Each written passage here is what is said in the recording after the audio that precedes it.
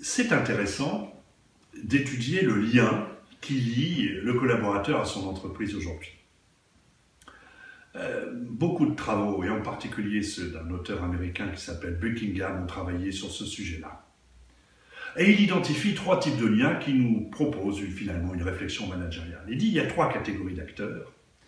Il y a des gens qui sont engagés, il y a des gens qui sont engagés si, et il y a des gens qui sont activement désengagés. J'aurais adoré inventer ce terme, et il n'est pas de moi. Examinons-les.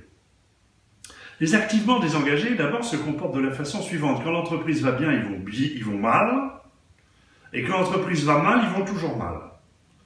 C'est une posture idéologique par rapport au monde du travail. Je viens travailler, je donne quelques muscles, je donne quelques neurones. En échange de quoi j'ai une rémunération. Ma vie est ailleurs. J'ai une posture idéologique. Le travail sera toujours le dernier lieu d'exploitation de l'homme par l'homme. On estime aujourd'hui qu'il y a environ 20% des gens qui sont activement désengagés. Pouvez-vous vous en séparer? Bien sûr que non. C'est une réalité sociologique. La seule question managériale qui vaille, c'est comment vous faites pour gérer des gens qui, pour leur prendre ce qu'ils veulent bien vous donner et faire en sorte qu'ils ne soient pas négatifs pour l'organisation dont vous avez la responsabilité. Dès lors que vous avez un corps social à piloter, vous aurez toujours une certaine catégorie d'acteurs qui auront cette posture. Ils sont activement désengagés. Deuxième catégorie d'acteurs, ce qu'on appelle les engagés. Cela se comporte de la façon suivante. Quand l'entreprise va bien, ils vont bien. Quand l'entreprise va mal, ils vont mal. Pourquoi? Parce qu'il y a une interdépendance. L'un ne va pas sans l'autre. Ce sont des gens redoutablement efficaces sur un marché en croissance. Ce sont des gens fragiles en période de crise. Attention, il n'y a pas de parallélisme entre le nombre d'engagés et la performance économique. Là où il y a le moins d'engagés dans le monde, c'est Singapour. Il n'y a que 2%. Parce que l'engagement est un phénomène d'abord et avant tout culturel. Faites attention. Faites attention à vos attirances. Si vous êtes engagé, vous allez être attiré par les engagés. Rappelons-nous, ici au passage, qu'un patron, qu'un dirigeant n'est pas fait pour être attiré ou repoussé par qui que ce soit. Puis vous savez, les engagés, ils ont un gros défaut.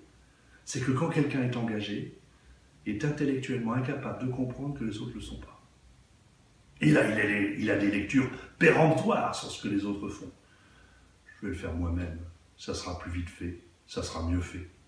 Bonjour le développement de la performance collective. Et puis vous avez une troisième catégorie. On estime qu'en France, les engagés aujourd'hui sont d'environ 10%. Et puis vous avez une troisième catégorie d'acteurs qu'on appelle les engagés-ci. Qui sont ceux-là? Ceux-là sont des gens qui se comportent de la façon suivante. Quand l'entreprise va bien, ils vont bien. Quand l'entreprise va mal, ils vont toujours bien. Mais attention, ce ne sont pas pour autant des je m'en foutistes. Non, non. C'est des gens qui aiment bien leur travail. Ils aiment même bien faire leur travail. Mais ils ont un peu d'expérience. Ils en ont vu. Hein. Et donc, s'ils ne trouvent pas toute leur satisfaction au travail, eh bien, ils ont d'autres espaces. Il y a aussi une vie ailleurs. Il n'y a pas de relation d'interdépendance. Ces engagés-ci, par contre, sont tout à fait prêts à s'engager, à condition qu'on leur offre un projet managérial cohérent, à condition qu'on positionne l'entreprise dans le rôle qu'elle a à jouer dans sa communauté. Vous avez en face de vous une réalité sociale qui est plurielle. Votre management doit être pluriel. Le management ne change pas les gens. C'est à vous de vous adapter aux gens dans le profil qui est le leur.